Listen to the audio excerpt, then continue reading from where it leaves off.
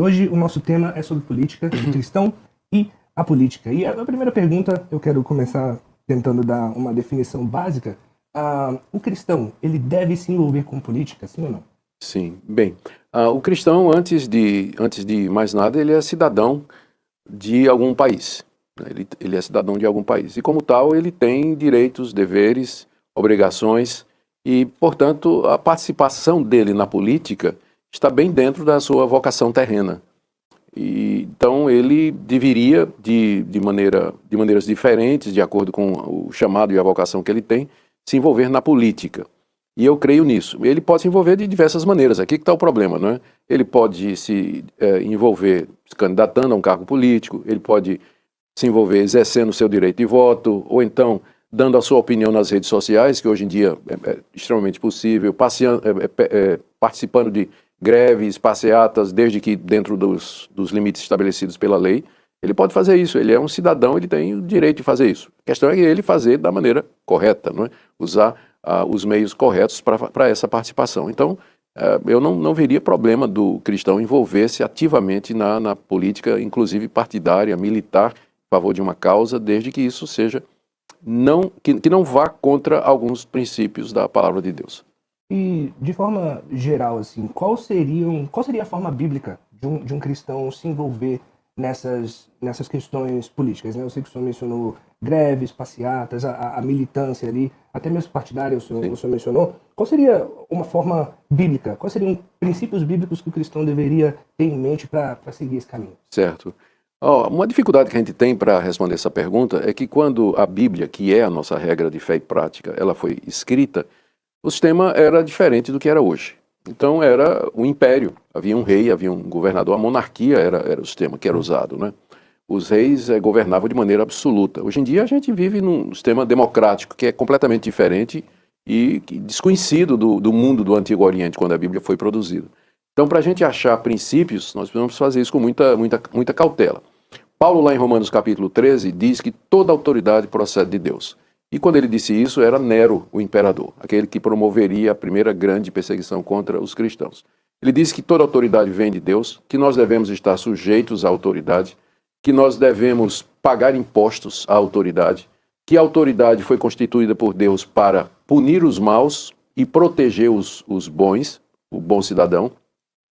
Isso aí já nos dá uma orientação sobre o nosso engajamento. Então, eu posso discordar do atual presidente do meu país, mas eu tenho que fazer isso de maneira respeitosa, porque ele é uma autoridade que foi colocada por Deus. Eu devo obedecer às leis do meu país, porque toda autoridade procede de Deus, a não ser que essa lei me obrigue a ir contra a palavra de Deus. Então, com respeito, submissão a Deus e honrando, pagando os meus impostos, eu creio que eu posso participar de qualquer uma dessas manifestações, desde que esses princípios bíblicos sejam respeitados. O próprio Jesus, ele reconheceu a autoridade de Pilatos, quando Pilatos disse: você não sabe que eu tenho poder para matar você ou libertar você? E Jesus disse: você não teria esse poder se do alto não tivesse sido dado, né? Reconhecendo que, de fato, havia um poder político que era dado por Deus e o próprio Jesus se sujeitava àquilo ali. Então, com humildade, respeito, honra, nós podemos protestar, podemos apoiar, nós podemos nos envolver. Estes são os princípios bíblicos. Uma coisa que eu queria também perguntar, já num contexto mais americano, eu trabalho aqui com os adolescentes na igreja, e no contexto americano você sempre teve dois candidatos principais de dois partidos que parecem que são os maiores, e o terceiro candidato, ele corre ali com 1%, 2% no máximo dos votos, né? Então são os democratas, são os republicanos. E basicamente você tem duas opções aqui, né? Nesse caso, nesse tipo de modo de governo e de polarização, né? O papel do cristão é, então, escolher entre o menos pior, nesse caso? É uma situação difícil, né? Situação muito difícil. Bom, antes de responder isso aí, eu quero lembrar que a igreja de Deus, ela sempre sobreviveu, não importa o tipo de sistema político. A igreja sobreviveu ao Império Romano, sobreviveu aos impérios socialistas, materialistas e ateus que dominavam, por exemplo, a Coreia, a China, sobreviveu até o dia de hoje. A igreja tem sobrevivido em sociedades dominadas pelo islamismo, onde o cristianismo é considerado uma religião ilegal. Então, através da história, Deus sempre teve um povo. A igreja sempre sobreviveu a qualquer que seja o sistema político. Então, no certo sentido, o cristão, ele tem essa segurança. Ele preferia um determinado governo, mas ele sabe que, mesmo que não seja assim, a igreja vai continuar. Nós vamos continuar a servir a Deus, não importa quem seja o governante. Se nós pudermos lutar pelos valores do reino de Deus, nós iremos fazer isso. Segunda coisa que é importante dizer é que a escolha do cristão, em quem ele vai votar, deveria ser governada pelo alinhamento das ideias, das propostas daquele partido ou daquele candidato com a ética bíblica e alguns assuntos que são fundamentais. Por exemplo, essa questão do aborto. A Bíblia é claramente a favor da preservação da vida, o mandamento não matarás.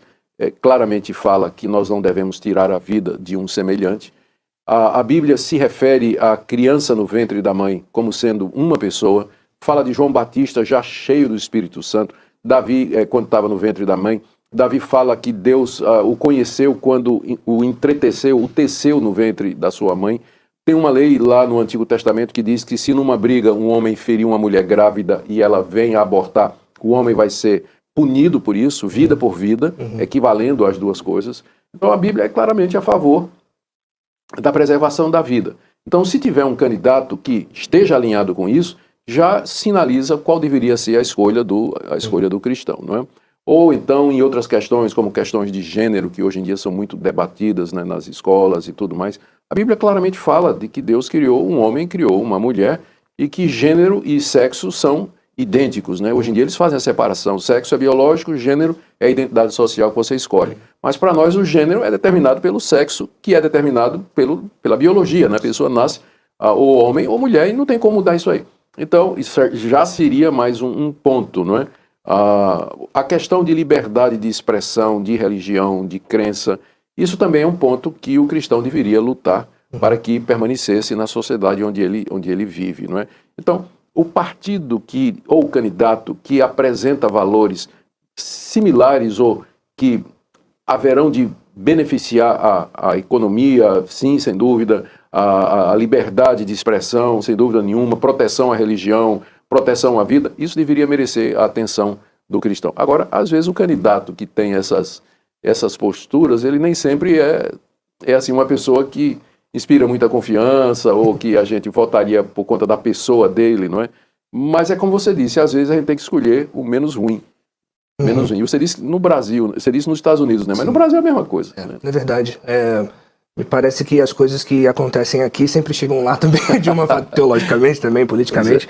Mas outra coisa que eu queria perguntar é sobre a questão do cristão, principalmente os jovens, eles se envolverem com política, né? Se isso é algo que o senhor recomenda que eles façam ou não.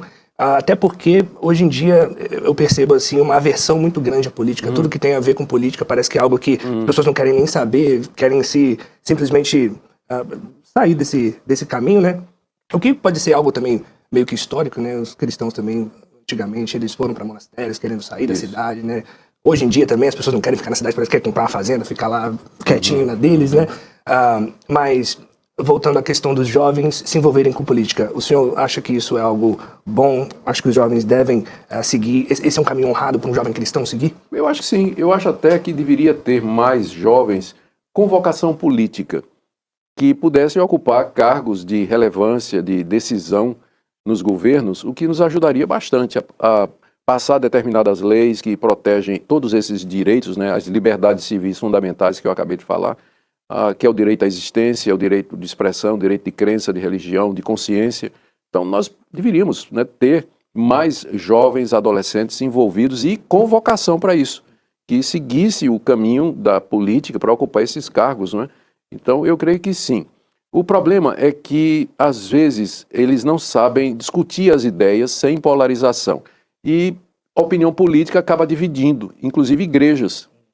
Separando irmãos e amigos, a questão política é muito forte. Então ele deveria participar, mas ele deveria saber os limites, que antes de ser alguém que tem uma preferência política, ele é um crente em Cristo. E está conversando com seu irmão que é crente em Cristo. Então os laços espirituais, eles são mais fortes do que a questão da preferência política. Então, se ele souber respeitar isso, se ele souber discutir as ideias sem partir para a polarização, para a satanização ou demonização do adversário político ou de quem pensa contrário, eu acho que é um caminho muito bom. Nós precisamos de cristãos como Abraham Kuyper, né, que primeiro foi ministro da Educação lá na Holanda, fundou a Universidade Livre de Amsterdã e depois se tornou o primeiro-ministro da Holanda. É um exemplo clássico, né, de cristão completamente envolvido com política e que fez, de fato, a diferença. Então, respondendo à pergunta, sim, acho que deveria se envolver, guardado aí as proporções que eu mencionei.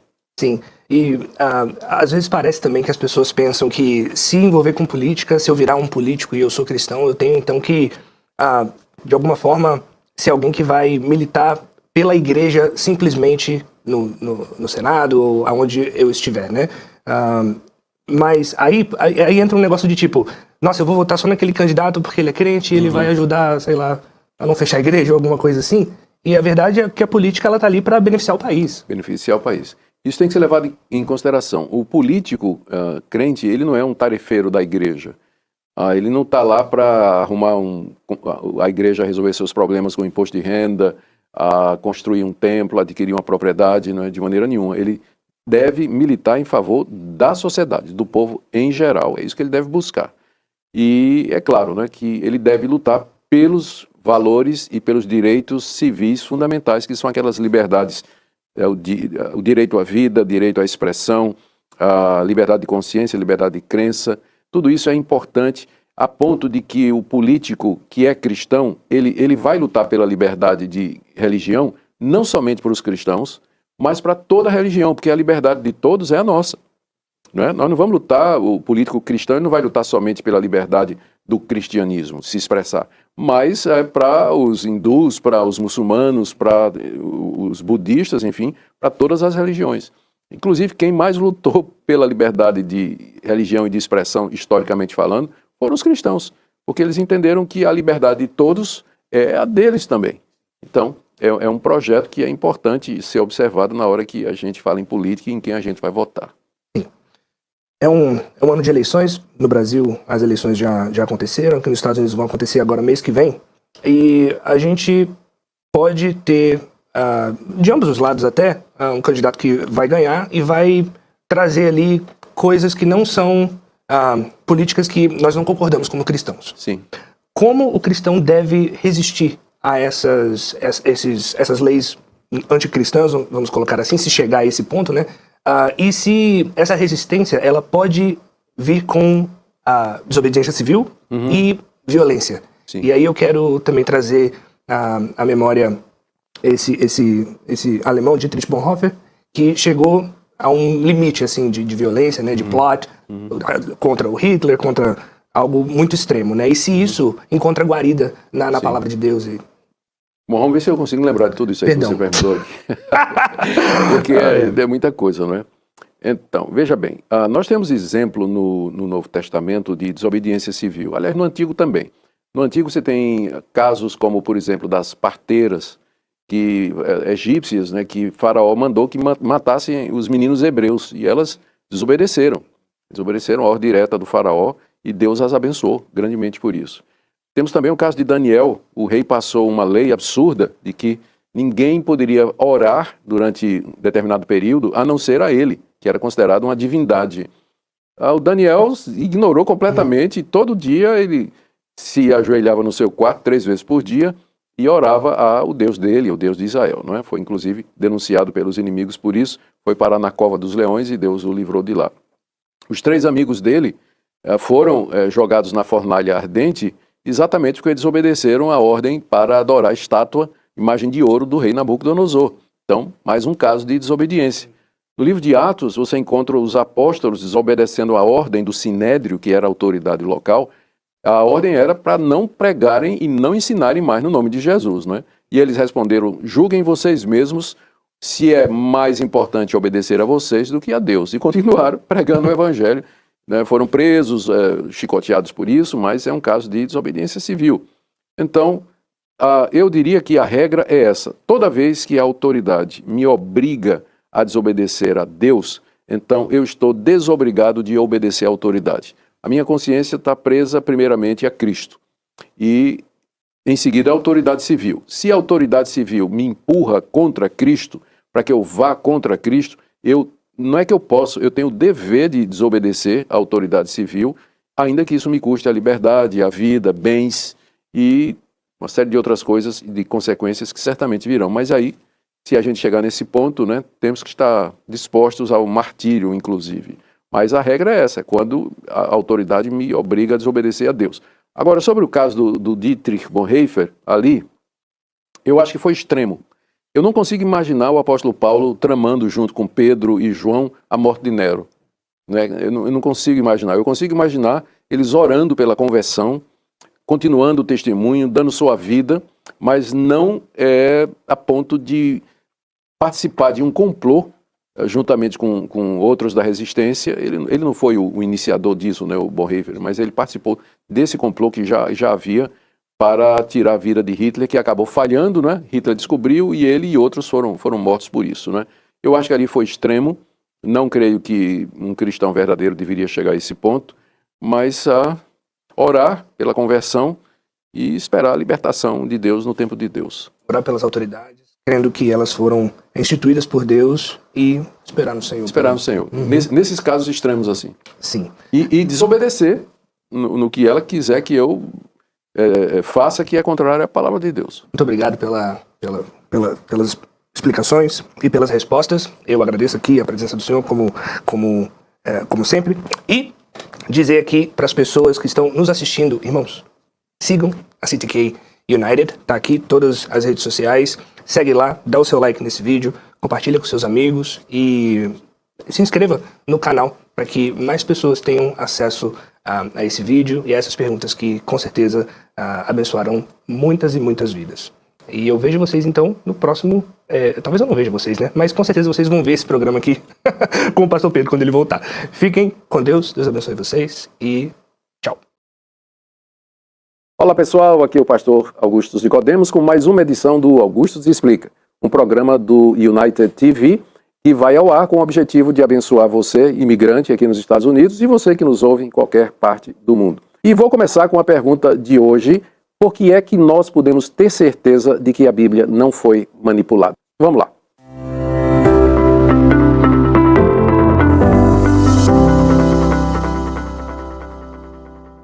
Bem, essa é uma pergunta que muita gente faz, não é? Como é que podem ter certeza de que a Bíblia não foi manipulada por homens?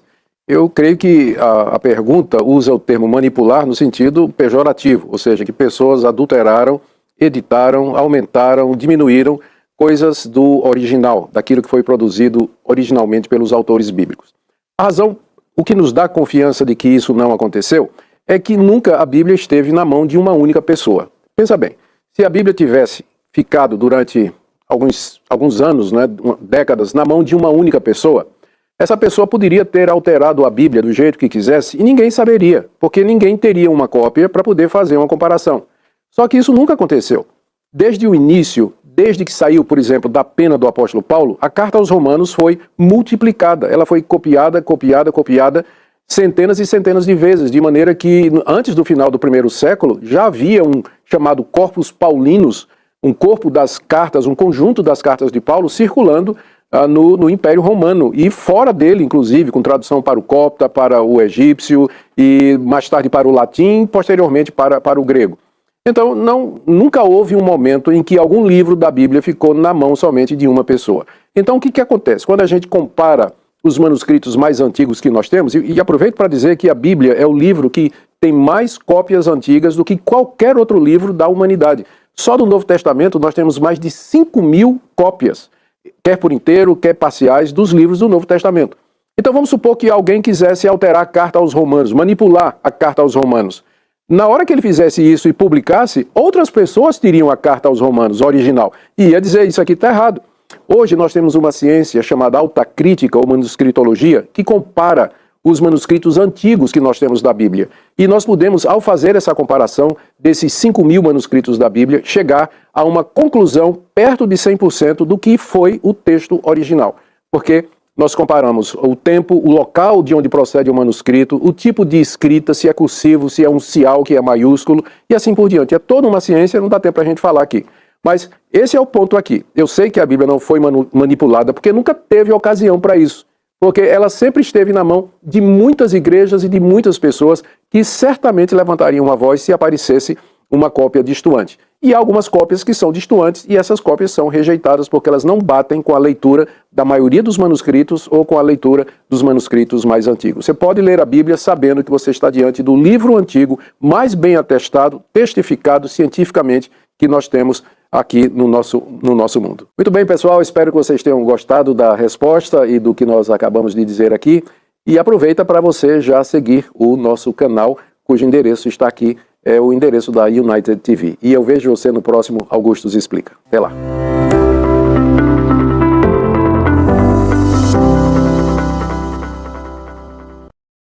Olá pessoal, aqui o pastor Augustus Nicodemos com mais um episódio do Augustus Explica. Pois é, esse programa ele é exibido aqui na United TV, que é um programa voltado para o imigrante e para os imigrantes aqui nos Estados Unidos e para os peregrinos no mundo todo. E nós vamos começar hoje com a pergunta: por que é que nós não aceitamos os livros apócrifos?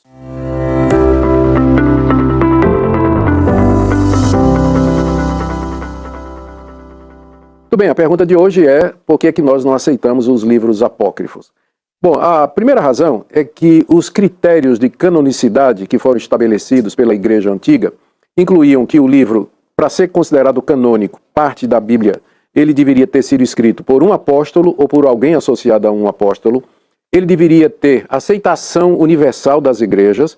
E terceiro, ele deveria estar em harmonia com o ensino apostólico. Não poderia trazer alguma coisa nova além do ensino dos apóstolos ou que fosse contrário ao ensino apostólico. Então, uma vez que você tem essas três características, toda aquela literatura que foi produzida depois do período apostólico e antes da vinda de Jesus, que são os apócrifos do Antigo Testamento e os apócrifos do Novo Testamento, a grande maioria se dispersa e nós terminamos com os 66 livros que hoje compõem a Bíblia, a Palavra de Deus. Os livros apócrifos foram rejeitados porque eles não correspondiam a essas expectativas. Com relação ao Antigo Testamento, para que fosse aceito um livro produzido antes de Cristo, no período intertestamentário, ele teria que ter sido escrito em hebraico e ele deveria seguir o espírito de profecia de Moisés e dos demais escritos que já haviam sido feitos antes. Então, apócrifos, apocalípticos, mensagens, livros com histórias fantasiosas a respeito dos grandes heróis do Antigo Testamento foram rejeitados pelos próprios judeus. Os próprios judeus não aceitaram. Não aceitaram. Com relação ao Novo Testamento, também não aceitaram. Eu tenho um curso, quando estava ensinando na Universidade Presbiteriana Mackenzie, eu tinha um curso na teologia, que era sobre evangelhos apócrifos. E a primeira pergunta que os meus alunos faziam era: por que é que eles não foram incluídos na Bíblia? Então eu pegava uma chamada Bíblia Apócrifa, onde há a coleção organizada de todos esses livros, e mandava os alunos lerem. Eu dizia: leiam vocês e vocês respondam. Depois que eles faziam a leitura dos evangelhos apócrifos, eles diziam: é óbvio porque esses livros não foram incluídos na Bíblia. Porque eram livros fantasiosos, míticos, cheios de lenda, com doutrinas contrárias às doutrinas dos apóstolos. É evidente as razões pelas quais a Igreja Apostólica não reconheceu esses livros como palavra de Deus. Infelizmente, depois da Reforma Protestante, no seu afã de se distanciar dos protestantes e dos reformados, a Igreja Católica trouxe para dentro do cânon católico 7 livros apócrifos que nunca foram aceitos pelos cristãos e pelos judeus como sendo a palavra de Deus. São 7 livros apócrifos do Antigo Testamento, fazendo então a diferença entre o Antigo Testamento da Bíblia Católica e o Antigo Testamento da Bíblia Reformada. Livros que nunca foram aceitos, como eu disse, nem pelos judeus e muito menos pelos apóstolos. Essa é a razão pela qual nós não aceitamos os livros apócrifos. Eles não têm as credenciais necessárias e muito menos a aceitação universal da Igreja através dos séculos. Muito bem, pessoal, essa foi mais uma edição do Augustus Explica. Estarei aqui no United TV para esse programa e eu convido que você siga, que você assista e que você divulgue. Está aqui o endereço do nosso canal, que tem como objetivo alcançar o imigrante aqui nos Estados Unidos e os peregrinos no mundo todo. Um grande abraço, até o próximo programa.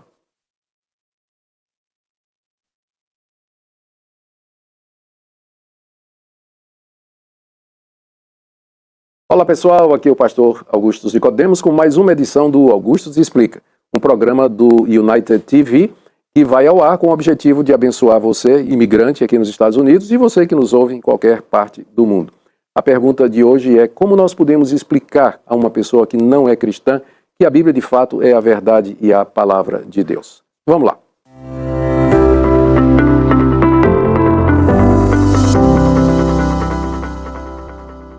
Bem, a pergunta de hoje é como nós podemos explicar de maneira simples e clara para uma pessoa que não é crente que a Bíblia de fato é a verdade e a palavra de Deus. A rigor, por mais bem explicadinho que a gente faça, a pessoa nunca vai aceitar essa realidade se o Espírito Santo não testificar no coração dela a respeito disso. A Bíblia dá testemunho dela mesma. Quando uma pessoa lê a Bíblia com um coração aberto e sincero, ela vai ser impactada pela sua majestade, pelas verdades que ela proclama, pela glória que ela dá a Deus, pela verdade das suas profecias, pelos seus princípios éticos, pelos seus valores elevados e honrados. Então, a Bíblia, por si só, ela já é um testemunho de ser um livro diferente, de ser um livro que não tem igual a esse livro em nenhuma parte do mundo. Nós poderíamos usar argumentos como, por exemplo, a unidade da Bíblia. É impressionante o fato de que a Bíblia, sendo uma coleção de 66 livros, esses livros não se contradizem, mas têm a mesma mensagem pronunciada, escrita e registrada em épocas diferentes da história. Os seus autores são diversos, pessoas que moraram em diferentes lugares do Antigo Oriente, viveram na cultura hebraica e na cultura grega, helenística, como o apóstolo Paulo. Entretanto, eles escreveram verdades que se complementam, verdades que se completam e formam um todo. Nós podíamos argumentar também que a unidade da Bíblia pode ser expressa com o que a gente chama de história da redenção. A Bíblia é o registro dos atos salvadores de Deus na história, começando com a criação, passando pela queda, pelo período da redenção e a futura restauração de todas as coisas. É um livro com uma mensagem que é adequada à humanidade caída, perdida, sofredora. É uma mensagem de redenção, é uma mensagem de perdão, é uma mensagem de paz. Nós poderíamos ainda argumentar que a Bíblia é o livro mais bem atestado do mundo. Ela tem manuscritos que ultrapassam a casa dos 5.000 exemplares, não incluindo os manuscritos do Antigo Testamento.